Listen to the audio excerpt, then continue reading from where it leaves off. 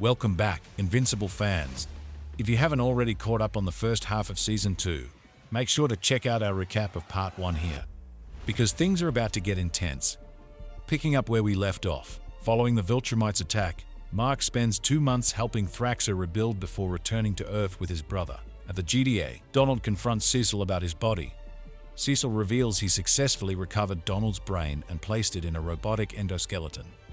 The Guardians discover a Martian ship bound for Earth, prompting Shapesmith to reveal his identity and the impending Sequid invasion. After Eve recommits to heroism with Rex's encouragement, Cecil recruits her and Mark to join most of the Guardians in thwarting the invasion, but they are overwhelmed. Concurrently, remaining Guardians members Rex, Duplicate, and Shrinking Ray confront the Lizard League after they capture a military base to ransom its nuclear missiles, resulting in Kate's apparent death, Ray getting devoured by Komodo Dragon, and Rex losing a hand and then getting shot in the head by King Lizard. In the post-credits, Alan recovers from his injuries despite Thetis ending his life support and has become as strong as a Viltrumite. Thetis reveals he is a rebel Viltrumite and tasks Alan with recruiting Mark to aid the coalition against the Viltrum Empire.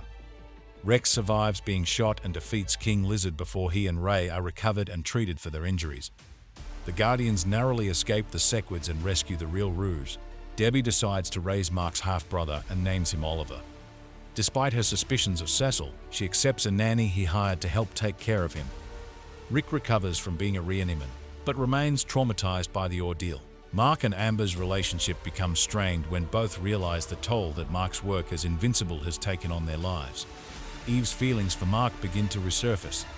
While Amber speaks to Eve, Mark talks to Rosenbaum, who reveals that Nolan previously wrote several unsuccessful sci-fi novels, which Mark learns potentially reveal Viltrumite's weaknesses.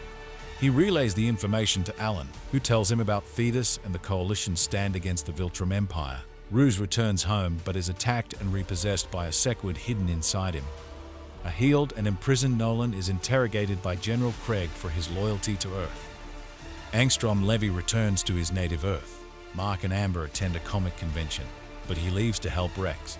Donald discovers that he has died numerous times and that the original ordered the memories to be erased. Nonetheless, he later overcomes the trauma while dissuading Rick from committing suicide. While on a date, Mark is confronted by the Viltrumite Anissa, who tries to remind him to have Earth join the Viltrumite Empire.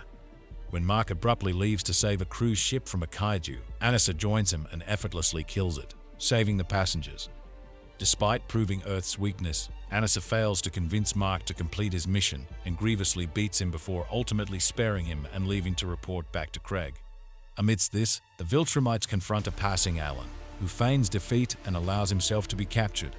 After breaking up with Amber, Mark is then called by Angstrom Levy, who has taken Debbie and Oliver hostage in their own home. Mark returns home to confront Angstrom as he threatens Debbie and Oliver. Angstrom retaliates by sending Mark across the multiverse to weaken him. Debbie tries to convince Angstrom to let Mark go, but he refuses, emboldened by the memories of his variants and their Mark's murderous actions from their dimensions. Debbie attacks Angstrom, who breaks her arm and beats her. Mark returns and, enraged by his mother's injuries, battles Angstrom across multiple dimensions before furiously beating him to death, stranding himself in a desolate dimension. Distraught by his actions, Mark is eventually found and sent home by a future incarnation of the Guardians from his own dimension. Before Mark leaves, the future Eve confesses her feelings to him.